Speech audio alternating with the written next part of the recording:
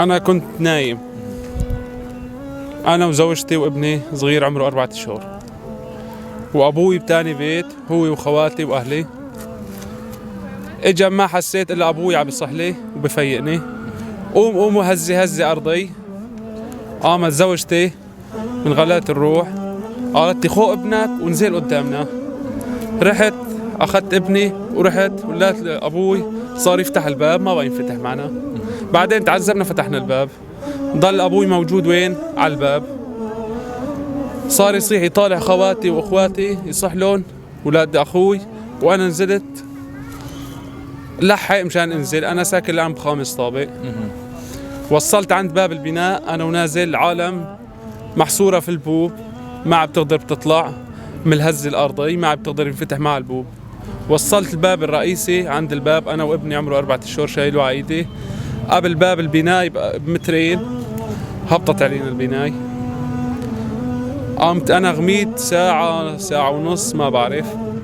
بعدين بعد ما غميت وصل أخوي عم بيصيح هو وقرايبينا، عم بيصيح لي إلي، وعم بيصيح أهلي وين أهلي وين أهلي، وعم بيصيح يا خيي. أنا سمعته رديت عليه قلت له يا خيي أنا هون عصيان أنا وابني. قال فيكن شي قلت له ما بعرف، أنا ما بقدر بتحرك لأن صاير الباب فوقي وفي رديم كتير فوقي.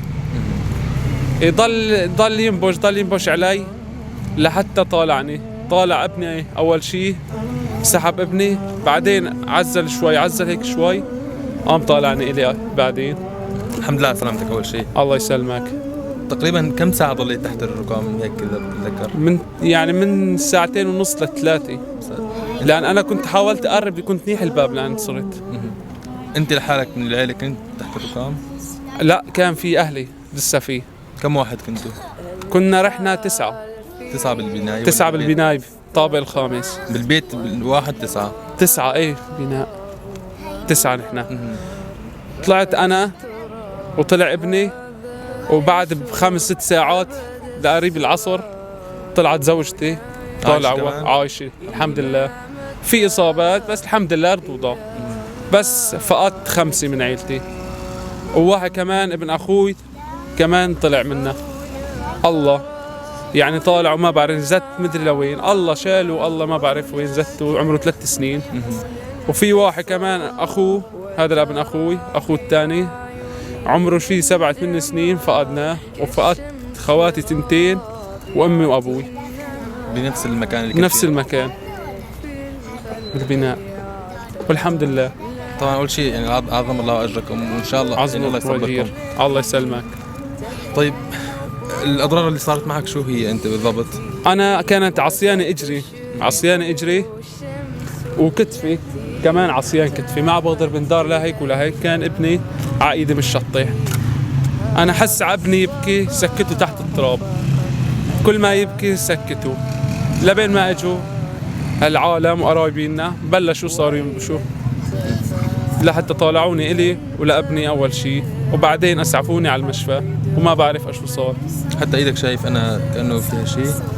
إيدي فيها رطوضة يعني جروح ورطوضة. أيوة جروح ورطوضة وكتفي شوي. بعد ما طلعوك وين رحت؟ أي مكان؟ رحت على المشفى. أخذوني على المشفى. المشفى هون بسلقين؟ مشفى بسلقين. عالم كتير ما أعرف أشو فيه، أيامي قايمة أشو فيه ما أعرف.